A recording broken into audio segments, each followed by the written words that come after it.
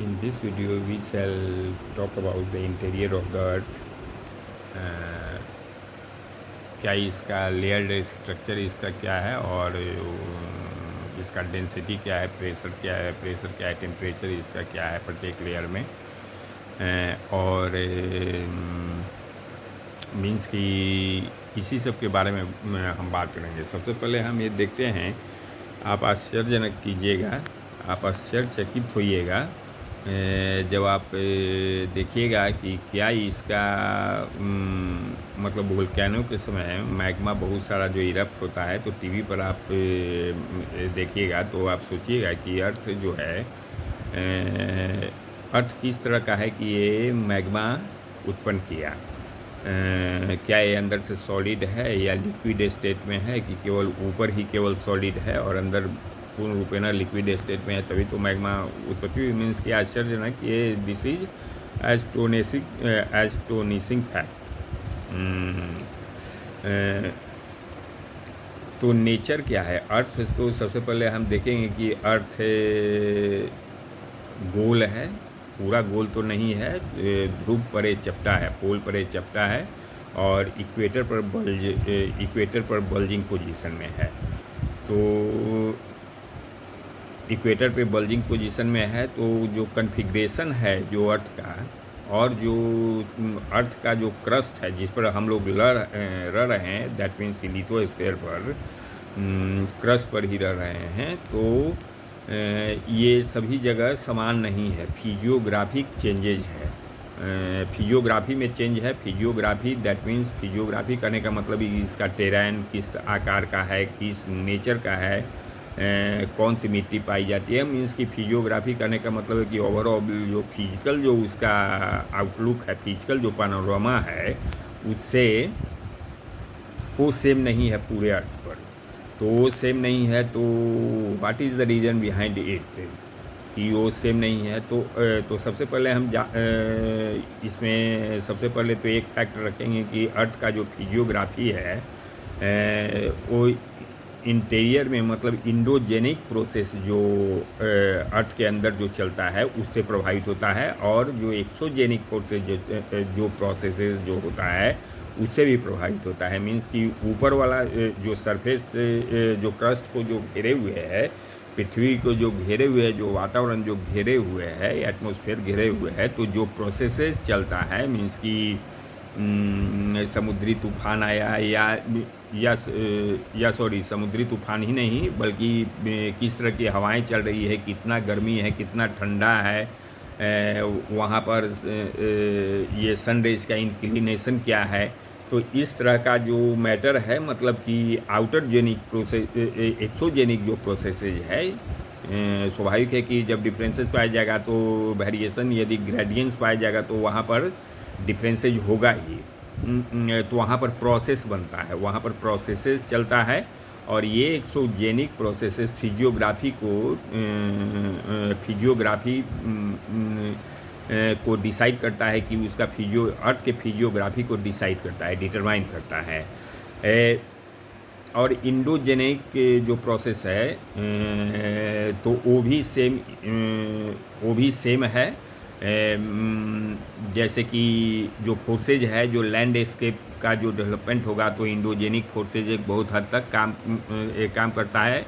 अर्थ जो शेक करता है, हिलता है, या सुनामी पैदा होता है, तो इस तरह तो ये सुनामी पैदा होता है, तो इंटायरली इंडोजेनिक जो प्रोसेस जो अर्थ के अंदर जो चल रहा है उससे ये प्रभावित होता है, उससे इसका डायरेक्टली रिलेशन होता है।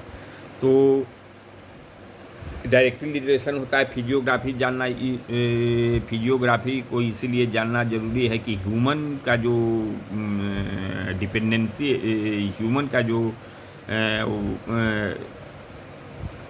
ह्यूमन लाइफ जो है वो लार्जली इससे इफेक्ट होता है। फिजियोग्राफी, अर्थ का जिस तरह का फिजियोग्राफी रहेगा उस तरह का वहाँ ह्यूमन लाइफ, ह्यूमन सेटलमेंट या जो इकोसिस्टम है उस तरह का पाया जाएगा।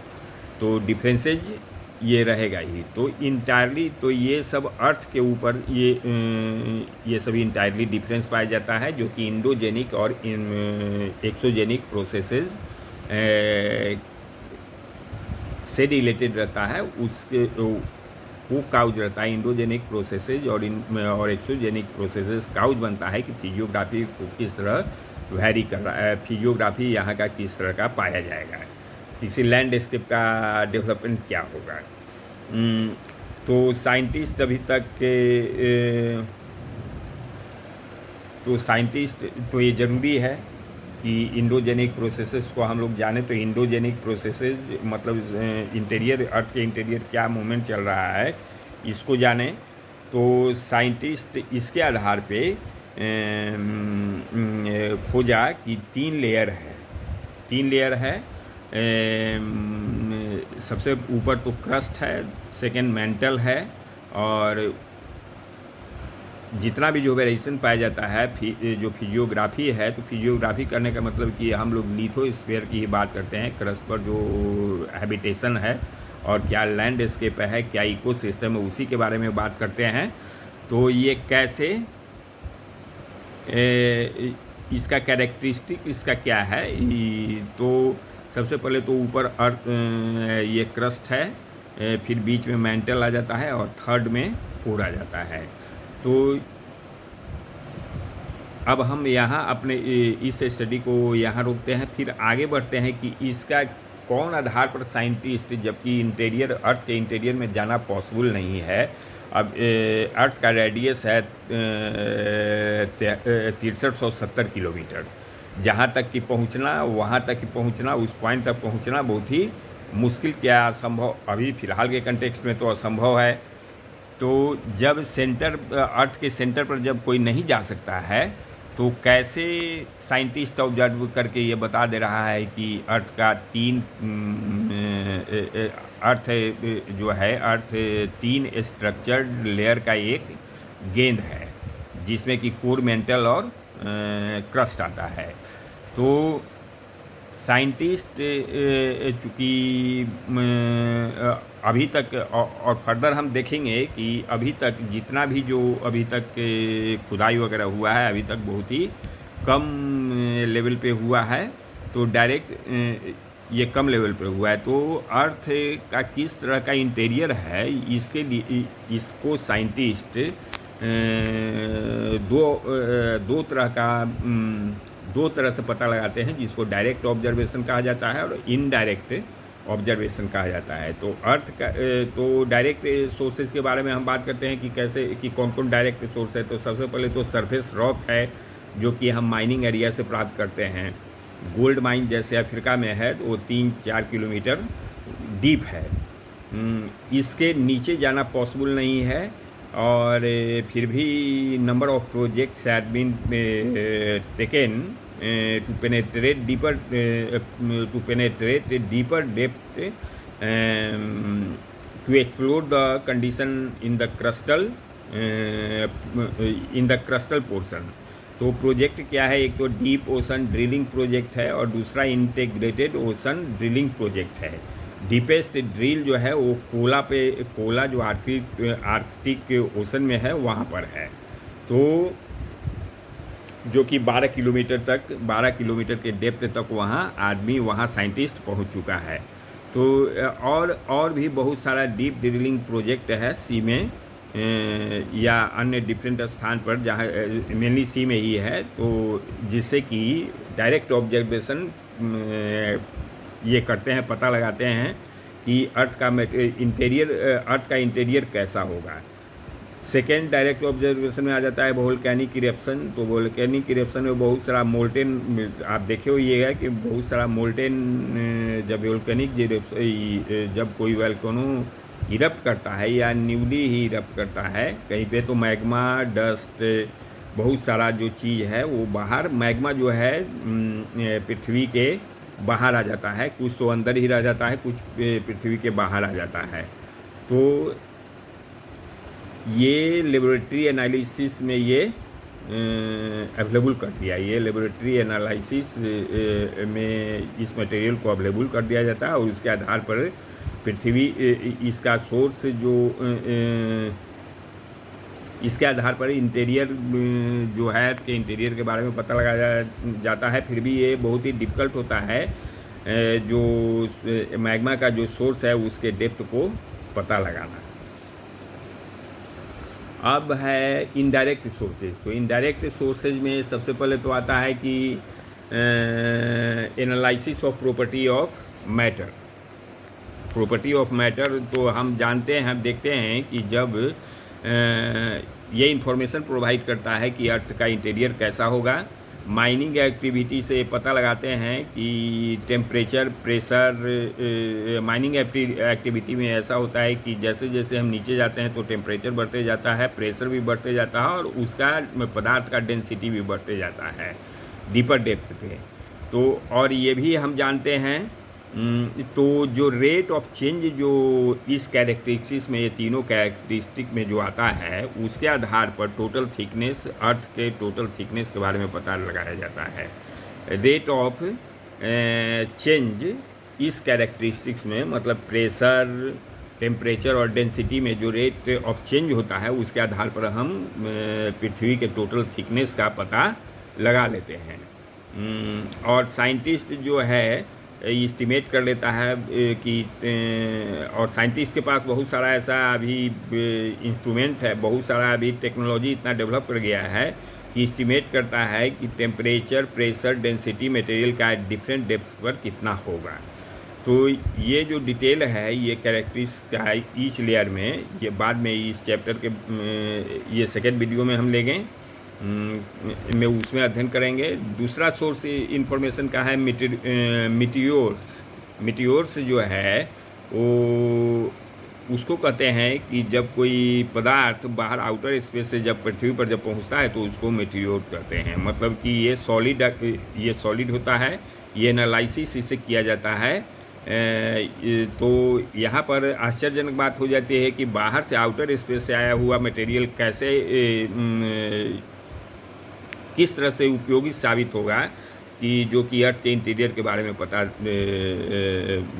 पता लगा सकता है। तो यहाँ कहना ये उचित होगा कि मटेरियल जो स्ट्रक्चर है, मटेरियल स्ट्रक्चर जो मेटियोर्स का जो होता है वो सिमिलर, वो अर्थ से सिमिलर होता है। और दूसरी बात ऐसा इसलिए होता है कि जो सॉलिड बॉडीज जो मतलब जिस सॉलिड बॉडी से जिस मटेरियल से सॉलिड बॉडी उत्पन्न हुआ पूर्व काल में, तो जो कि सिमिलर है प्लैनेट से, तो उसी से प्लैनेट की भी हमारी उत्पत्ति हुई, मतलब अर्थ की भी उत्पत्ति हुई है। तो इसीलिए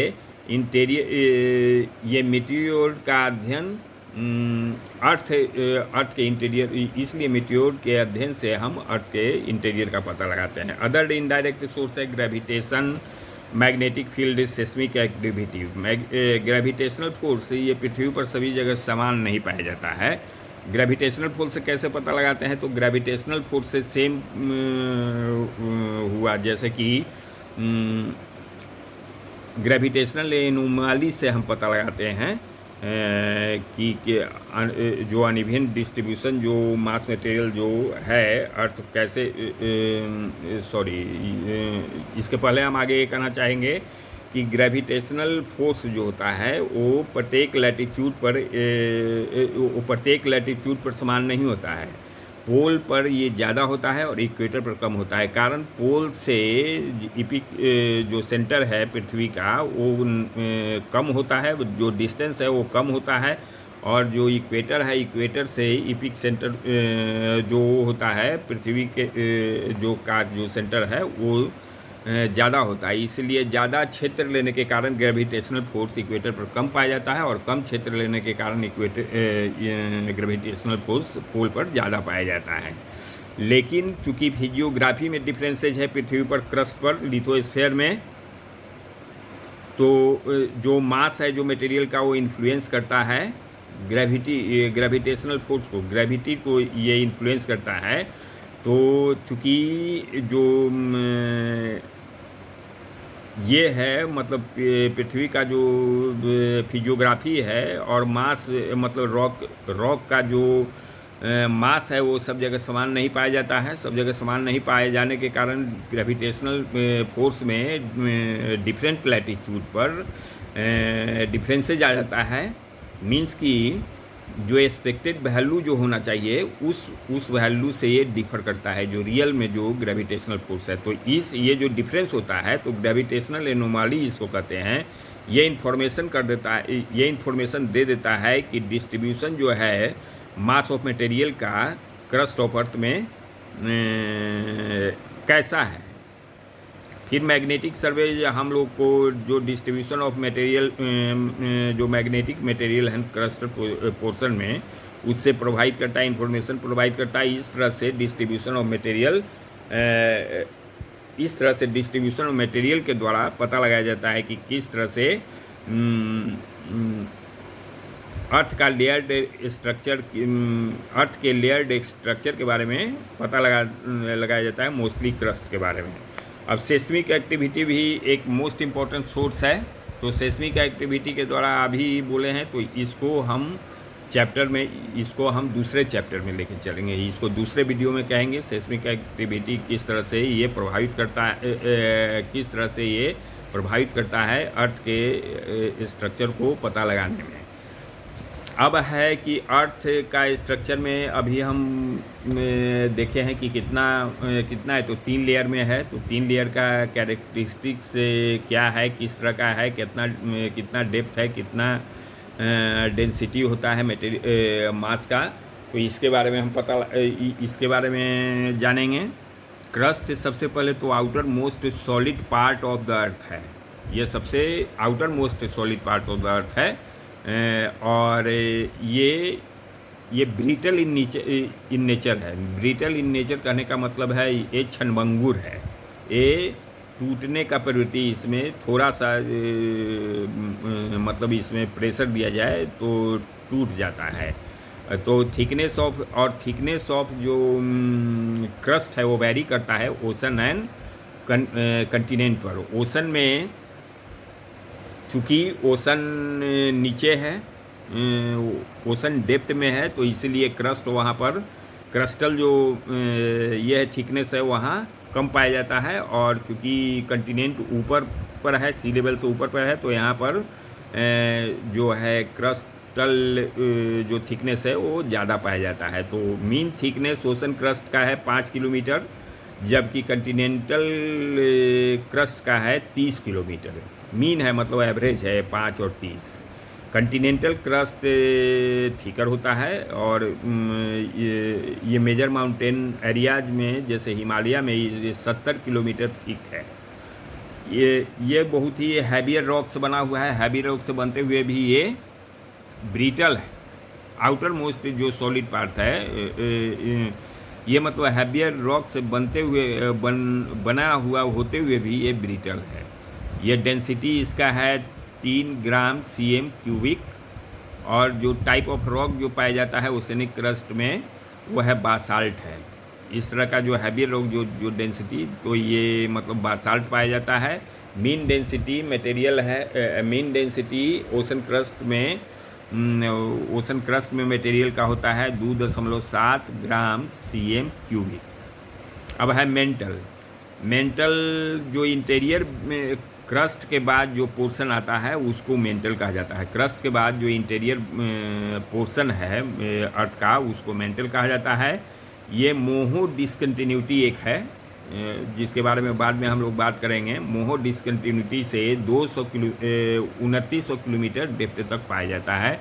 अपर पोर्शन जो मेंटल का है उसको स्फेनोस्फीयर कहेंगे। स्फेनो मीन्स होता है कमज़ोर, और ये 400 किलोमीटर तक है, एक्सटेंड करता है। मेन सोर्स ऑफ मैग्मा है ये, मतलब कि और मैग्मा चूँकि ये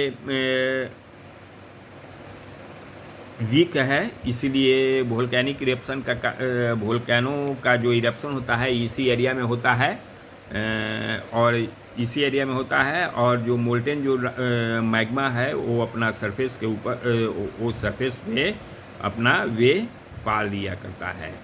इसका डेंसिटी क्रस्ट से हाइयर है, 3.4 ग्राम CM क्यूबिक है। क्रस्ट और अपर मोस्ट पार्ट ऑफ जो मेंटल है मीन्स के स्फेनोस्फीयर, उस दोनों को मिलाकर लिथोस्फीयर कहा जाता है, जिसका थिकनेस 10 किलोमीटर से 200 किलोमीटर तक वैरी करता है। लोअर मेंटल सोनोस्फीयर के बाद आता है जो कि सॉलिड स्टेट में है। अब है कोर है।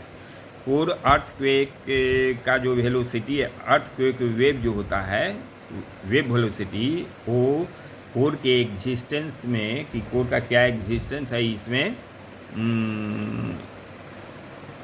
इसमें साक्ष्य बनता है। कोर मेंटल बाउंड्री जो है 2900 किलोमीटर तक यह है लोकेटेड है। आउटर कोर लिक्विड स्टेट में है और इनर कोर सॉलिड स्टेट में है। डेंसिटी मटेरियल जो कोर जो मेंटल कोर बाउंड्री का है वो 5.5 ग्राम cm³ है। और जो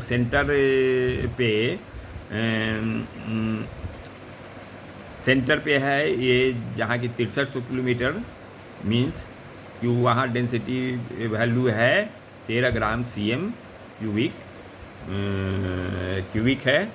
उसके बाद है कोर जो है बहुत ही हैवी मटेरियल से बना हुआ है, mostly constituted by nickel and iron, इसीलिए इसको नाइफ भी कहा जाता है, नाइफ लेयर भी इसको कहा जाता है। Thank you. इस वीडियो में इतना ही। Thank you.